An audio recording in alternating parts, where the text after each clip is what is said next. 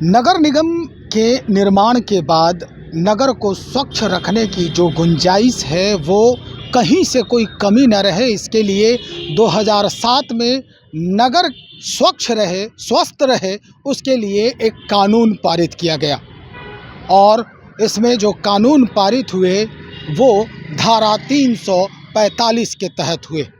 नगर को स्वच्छ रखना, नगर में किसी तरह के ऐसे वस्तुओं का खुलेआम बिक्री न होना जिसके वजह से रोग और महामारी जो है वो बढ़ सके, ऐसी परिस्थिति से निपटने के लिए इस कानून को लाया गया। लेकिन 2007 से लेकर के 2026 के जनवरी महीने तक इस पर कोई भी कार्रवाई उस मुस्तैदी के साथ नहीं दिखी जो होनी चाहिए थी। लेकिन बजट सत्र 2026 जैसे ही शुरू हुई, उसके बाद वहाँ यानी सदन के अंदर जो बातें हुई, अब उस पर कठोरतम कार्रवाई की गुंजाइश दिख रही है।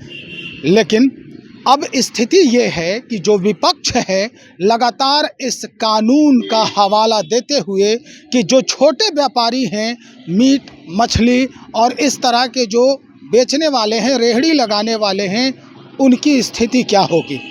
क्या उनके जीविकोपार्जन की जो व्यवस्था है वो सरकार अलग से करेगी? ऐसे कई सवालों पर अब जो है विपक्ष कोशिश कर रही है कि अब सरकार को घेरी जाए। हम इसी तथ्य को और विस्तृत जानकारी हासिल करने के लिए कि कानून क्या कहता है, इसके लिए हमारे साथ आज इस मसले पर बातचीत करने के लिए पटना उच्च न्यायालय के जाने माने अधिवक्ता डॉक्टर कौशलेंद्र नारायण हैं। डॉक्टर साहब, सबसे पहले तो हम ये ज़रूरी समझ रहे हैं कि जिस तरह के कार्रवाई की गुंजाइश की जा रही है, होली भी है और पाक रमज़ान महीना भी है, और दोनों में लगभग जो है करीब 70 से 80% लोग जो हैं वो मांसाहार करते हैं, मांसाहारी होते हैं। और वैसे में इतने वर्षों से खुलेआम जो मीट मुर्गा मछली बिक रहे थे, अब उन पर अंकुश लगाने की कोशिश हो रही है। तो आपको नहीं लगता, चूँकि आप भारतीय जनता पार्टी से भी जुड़े हुए हैं, तो आपको नहीं लगता कि ये जो है कहीं ना कहीं इस पूरे स्थिति को अलग मोड़ देने की कोशिश हो रही है सत्ता पक्ष के द्वारा? देखिए, सर्वप्रथम तो मैं धन्यवाद देता हूं कि आपने दो रास्तों पर मुझे इंगित किया। एक अधिवक्ता के रूप में इंगित किया और एक आपने कहा कि बीजेपी के नेता भी हैं, जुड़े हुए हैं। तो मैं कहना चाहता हूं कि ये दोनों एंगल से अगर आप देखेंगे तो अपने आप में दोनों एंगल अजूबा है, बड़ा ही सकारात्मक एंगल है। फर्स्ट तो आपने कहा, आपका संबोधन को मैंने सुना और बहुत सरगर्भित रूप से सुना। तो आपने कहा कि सरकार जो है मीट मछली के दुकानों को बंद करने के लिए कह दिया, तो विरोधी जो है से कूद रहे हैं। अच्छा, लाइसेंस की बात हो रही है। आप हमको एक चीज़ बताइए कि विरोधी के पास क्या कोई उपाय है क्या? इसलिए कि बुद्धू जैसा बात लोग करते हैं, इनको नहीं पता है कि पहले बैल और गाय रोड पर चला देते थे, भैंस। अब नजर आता है सरकार चुस्त तो विधि व्यवस्था दुरुस्त। तो अतिक्रमण करने वाला अगर इस तरह भाषा का प्रयोग करता है तो उसको बहुत लोड नहीं लेना है। सर्वप्रथम मैं धन्यवाद देता हूं बिहार के यशस्वी उप मुख्यमंत्री माननीय श्री विजय कुमार सिन्हा जी का, और नगर विकास भी उनके अंदर अभी है, कि उन्होंने ऐसा साहसिक कदम उठाया।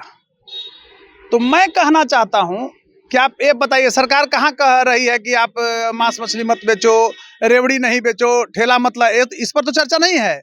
चर्चा इस बात की है कि कहीं भी मंदिर के बगल में, मस्जिद के बगल में भी, मान लीजिए स्कूल के बगल में आप मांस मछली बेच रहे हो, सड़ा हुआ दुर्गंध देता है, या ओपन दिखा रहे हो। अब ओपन वहाँ कटा हुआ चीज़ देखता है, जो हमारा सजीव पशु भी रास्ते से जा रहा है, चाहे जनरल आदमी भी जाते हैं, शाकाहारी व्यक्ति जाते हैं, सनातन संस्कृति रहा है, सनातनी लोग इस देश में रहते हैं मैक्सिमम, तो उनको बड़ा चोट पहुंचता है अंदर से, उनके अंदर मौत सी मायूसी आती है, बड़ा घृणा पैदा होता है। तो किसी की धार्मिक भावनाओं को आहत करना, मैं देखिए किसी एक जाति धर्म पर मत लीजिए, बेचने वाले बहुत अन्य भी रहते हैं। तो सरकार इतना ही ना कहा है भाई कि तुम लाइसेंस लेके बेचो, उसको छुपा करके बेचो। क्या एक चादर नहीं रख सकते हो, एक बैग नहीं बना सकते हो? अभी फाइबर मेड आता है, उसमें सिल्ली बर्फ का डाल। सवाल यही है वकील साहब कि क्या सिर्फ मीट मुर्गा मछली बेचने से ही ये गंदगी फैल रही है? सब्जियां भी बिकती हैं सड़कों पे, और भी बहुत सारे कपड़े व्यवसायी जो है वो ठेला लगा के कपड़ा भी बेच रहे हैं। स्टेशन पे चले जाइए, आप देखेंगे रोड भी जाम हो रहा है उसके वजह से। तो क्या उससे गंदगी नहीं फैल रही है? पत्रकार साहब, मैं एक चीज कहना चाहूंगा, आपका जो प्रश्न है मेरे सामने, प्रश्न का आपने समावेश कर दिया है। एक तरफ आपने कहा कि सब्जियां बेचते, सब्जियां इंक्रोचमेंट में आ रहा है। आप, मैं कहाँ कह रहा हूँ कि सब्जी बेच लीजिए रोड पर, इंक्रोच कर लीजिए, बहुत सारा इंक्रोचमेंट हट रहा है। सकारात्मक सरकार का, माननीय मुख्यमंत्री श्री नीतीश कुमार जी के नेतृत्व में जो ये एनडीए की सरकार है और उसके 2 डिप्टी सीएम हैं और लोग हैं, बहुत अच्छा कार्य कर रहे हैं। और आपने अभी कहा मांस और मछली, मांस और मछली, आपको ये पता होना चाहिए कि हमारा भारत देश जो है उसमें अधिकांश लोग सनातनी हैं। आज भी आप जाएंगे, आप जाइए ना गांव तरफ, शहर में तो कुछ खा मिलता है, गांव तरफ जाइए, मैक्सिमम आपको वैष्णव समाज के लोग मिलेंगे, मांस मछली से घृणा करते हैं। आज भी वो छूते तक नहीं है मांस मछली। अगर कोई खा के पता लग गया कि आया है तो कहेंगे स्नान उसमें करो, उधर हो गया, भ्रष्ट हो गए। तो आप जान के फैला रहे हैं तो धार्मिक उन्माद बढ़ेगा। अगर आपको बेचना है, नहीं कहा जा रहा है कि आप कोई खाता है उसको रोको, तो उसके लिए लाइसेंस लो। बिहार नगर पालिका अधिनियम एक्ट यहाँ 2007 में जो बना 345, उसमें तो यह प्रावधान है कि अगर आप गलत करते हैं, 2007 में बना है।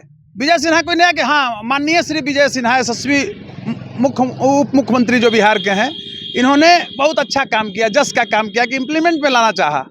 तो 2007 का जो एक्ट बना हुआ है बिहार न्यायपालिका अधिनियम का सेक्शन आप पढ़िए, अधिनियम उसका 345 जो है 345, तो उसमें तो है भाई कि अगर आप बेचते हैं, नहीं उसको झांकते हैं, नहीं उसको छुपा के बेचते हैं, तो आपके ऊपर 5,000 रुपया का फाइन होगा, आपका सामान जब्त कर लिया जाएगा, मांस मछली जब्त करके फेंक दिया जाएगा, और उससे भी ज़्यादा कीजिएगा तो सरकारी काम में बाधा डालने का एक्ट लगा दिया जाएगा, जो नॉन अवेलेबल है।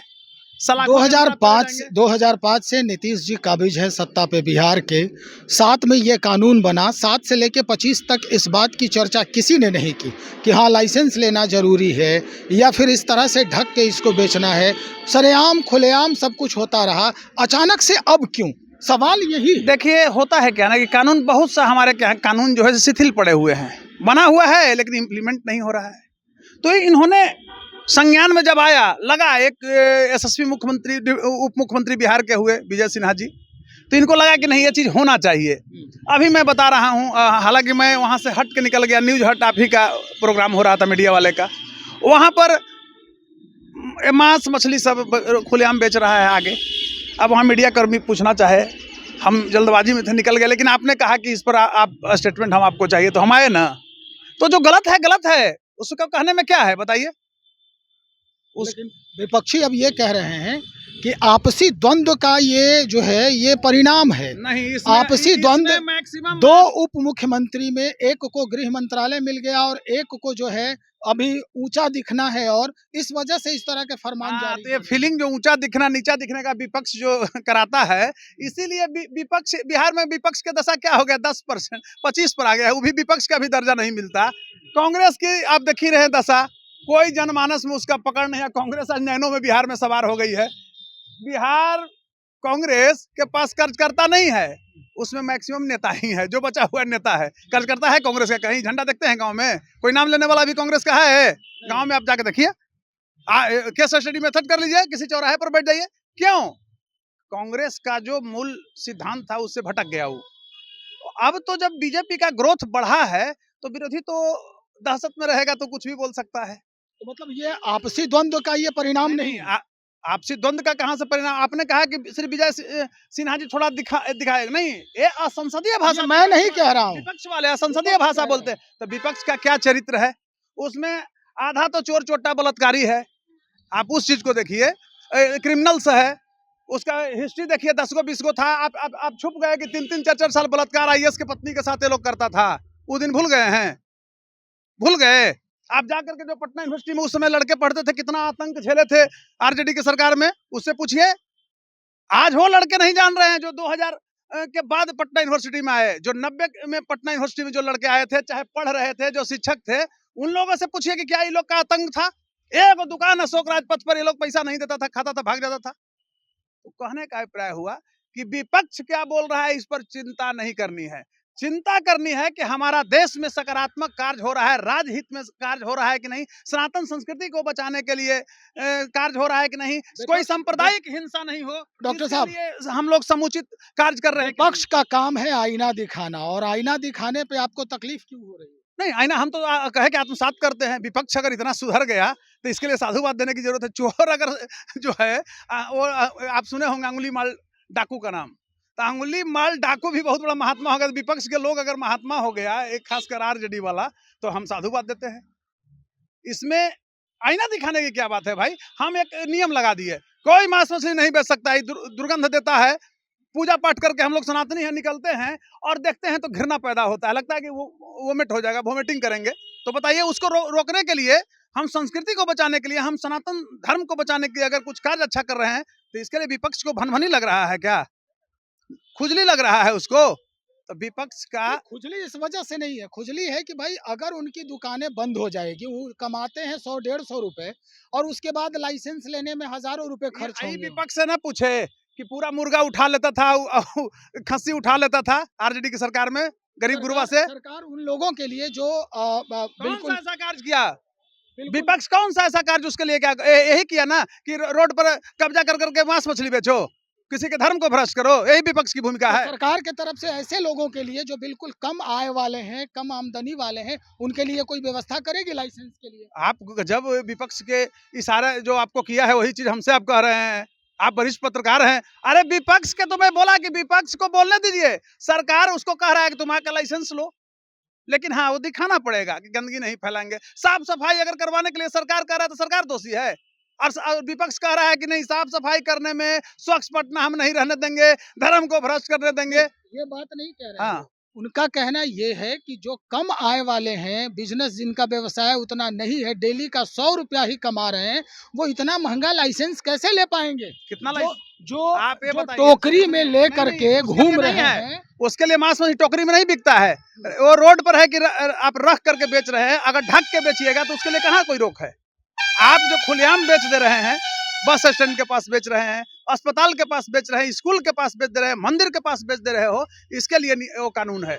बिहार न्यायपालिका अधिनियम जो है, कहिए कि पढ़ ले विपक्ष, ये लागू मतलब 2007 में हुआ है, तो उस समय हो हल्ला नहीं हो रहा था। अभी क्या है कि माननीय जो यहाँ के डिप्टी सीएम है, यशस्वी डिप्टी सीएम कहिए, श्री विजय कुमार सिन्हा जी, उन्होंने जो यह कार्य किया, उन्होंने चाहा कि हम इम्प्लीमेंट करा दे, लागू करा दे। भाई कानून बनने से नहीं, रूल आप पॉलिसी बना रहे हैं। अभी कोचिंग का पॉलिसी था ना, लेकिन आपके पास रूल नहीं था, तो रूल तो इसमें एक बना कि 5,000 इसमें हम करेंगे फाइन, जब्त भी करेंगे, और नहीं कीजिएगा तो उसका भी कानून है साइड से। फिर आपको सरकारी कार्य में बाधा का एक्ट लगेगा। अगर बार बार मना करने पर नहीं मानिएगा तो अंदर रह जाइएगा 2-4-6 महीना, बेल कराते रहिए। तो इससे क्या होगा ना कि धार्मिक भावनाओं का किसी का आहत नहीं होगा। और स्वच्छ मांस जो खाते हैं उसके लिए हमको ये नहीं कर रहे हैं, मांस मछली स्वच्छ मिलेगा, उस पर मक्खियां भिनकती है, रोग पैदा हो रहा है।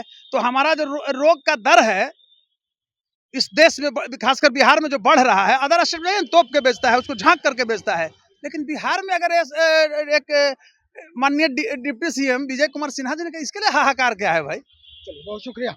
हमारे साथ डॉक्टर कौशलेंद्र नारायण हैं, पटना उच्च न्यायालय के जाने माने अधिवक्ता भी हैं और भारतीय जनता पार्टी के एक नेता भी हैं, और हमेशा जो है वो बेबाकी से हर चीज़ों को देखते हैं और बयान देते नजर आते हैं। तो जो स्थिति है कि लाइसेंस अब लेना ज़रूरी हो गया है, तो निश्चित तौर पर इनके अपने तर्क हैं और विपक्षियों के अपने तर्क हैं।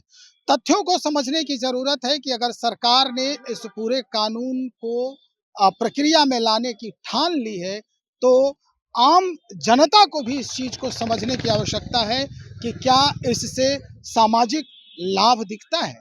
अगर लाभ दिखता है तो उसे हमेशा अप्लाई करने की ज़रूरत है। तो चलिए इंतज़ार करते हैं और देखते हैं कि फिर इस कानून के लागू होने के बाद भी कितने लोग इसे पालन में ला रहे हैं, इसे अमल कर रहे हैं। बने रहिएगा। बहुत शुक्रिया।